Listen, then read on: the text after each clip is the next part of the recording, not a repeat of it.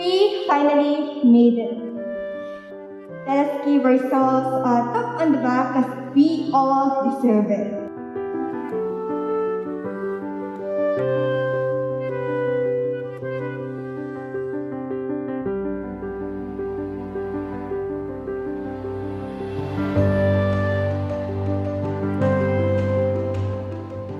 Why is junior high important? Because this is where your dreams are made. Dito nagsisimula ang ating mga pangarap.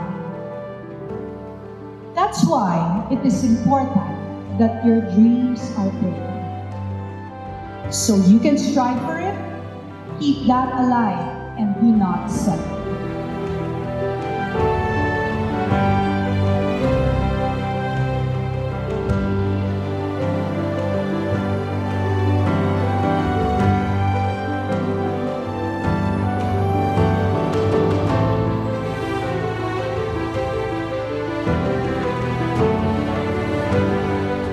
So my dear junior high students, keep dreaming, keep reaching for the stars, but don't be afraid to change or realign your dreams along the way.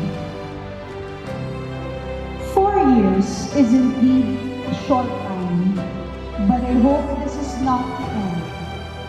I truly wish that we will still be together in the succeeding years and that we can achieve all our dreams someday. Maraming salamat po.